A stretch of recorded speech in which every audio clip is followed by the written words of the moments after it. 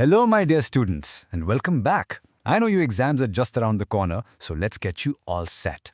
Today, we're going to dive into one of my favorite topics, India's ancient super cities. These places were just incredible. Chalo, let's crack this chapter together. First up, just look at this. You might think it's some modern plan, right? No, this is Dholavira in Gujarat, a planned city that's 5,000 years old. The stonework, the straight roads, honestly, it was better planned than many of our towns today. Can you even believe it? It's just wow. So this brings us to the big question, the one that kicks off our whole investigation. Who were these brilliant people? Who were these absolute geniuses, these master architects living thousands and thousands of years ago? Well, we are about to find out. They were the people of the incredible Harappan civilization. Okay, so here's our game plan to ace this chapter. We'll go through it step by step, making sure you get all the important points for your exams. We'll look at what a civilization is, check out their amazing cities, see what their life was like, uncover a huge mystery, and finally figure out what happened to them. Ready? Let's go! So, let's start with the basics. We keep saying the Harappan civilization, but what does that word even mean? What's the difference between a civilization and just a big village? Well, historians have a kind of checklist for this. And here it is, beta. This slide is super important, so pay close attention. To be called a civilization, you need a proper government, planned cities, people with different skills and crafts, trade, a system of writing, and, of course, good farming. The Harappans, they had it all covered. You'll want to remember these 6 points. Trust me, it's a very popular exam question. And just to put things in perspective, look at this timeline. The Harappan civilization, sometimes called the Indus-Saraswati, was happening at the same time as ancient Egypt and Mesopotamia.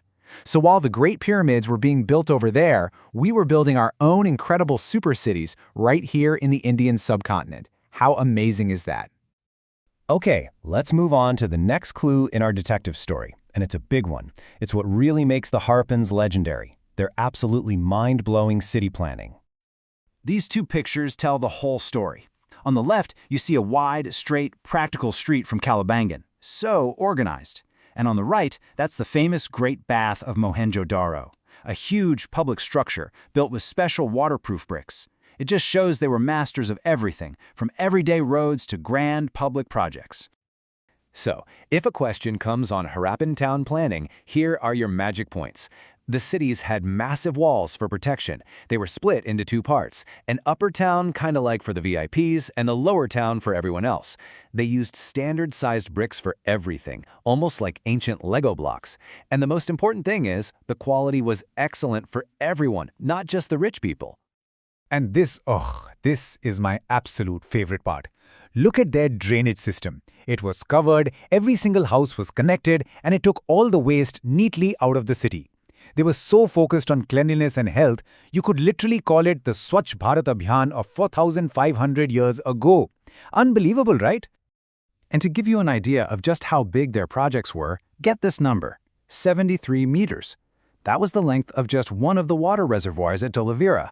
That's longer than your entire school playground. It shows they were absolute masters of managing water, building huge structures to save every single drop. Okay, so we've seen their awesome cities, but what was life actually like for a Harappan person? Let's get a little nosy, shall we? Let's find out what they ate, what they made, and what they did all day. Their diet was actually quite healthy and a lot like ours. They had barley, wheat, dal, and all sorts of vegetables. Archaeologists have even found traces of spices like haldi and udrak in their pots. And here's a super important fact for your GK.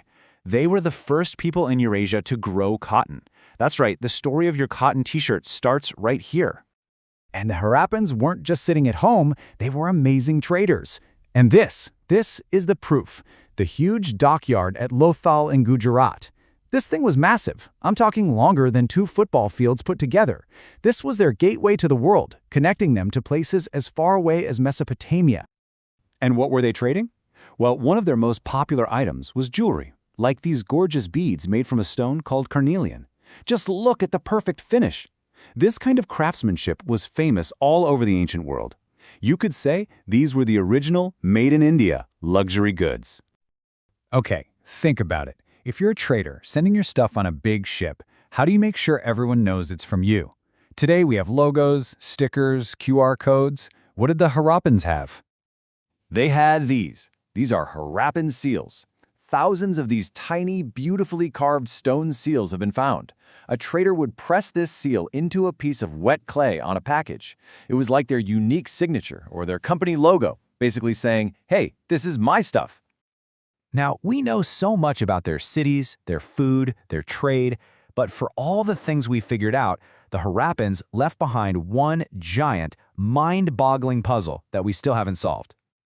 See those little symbols on top of this seal? That's the Harappan script, their writing. And here's the mystery. To this day, nobody has been able to figure out what it says. We just can't read it. It's one of history's biggest unsolved codes. Who knows? Maybe one of you watching this will be the one to finally crack it. But even if we can't read their writing, the clues tell us a lot. This quote from the great archaeologist B.B. Lal sums it up perfectly. It basically means that their society seems to have been pretty fair and peaceful. We don't find huge palaces for kings and tiny juggies for the poor. The houses are different sizes, but they're all well built. It seems like they believed in working together. And this brings us to the final, and maybe the saddest question in our investigation. If they were so advanced, so organized, where did they all go? Why did this amazing civilization just vanish? For a long time, people thought they were attacked and destroyed, but there's really no evidence of a big war. The theories that most experts believe today are about the environment. One is climate change. The weather got drier, there was less rain, and farming became really difficult. The other is that the mighty Sarasvati River started to dry up. It wasn't a sudden disaster. People slowly started leaving the big cities and moving to smaller villages over hundreds of years. All right, everyone, here is your quick revision slide, your cheat sheet for the exam. If you remember nothing else, remember these 5 points. They were one of the world's oldest and most advanced civilizations. They were masters of city planning. They were fantastic traders. Their decline was likely due to climate change. And most importantly, their ideas lived on, influencing later cultures in India. Got it? So I'll leave you with this little thought to chew on. Thousands of years ago, our ancestors cared so much about cleanliness, smart cities, and trading with the world. How do those ancient values connect to things like Swachh Bharat, smart cities, or Make in India today? Think about it. That's all for now. Study well, bacho, and I'll see you in the next one. All the best.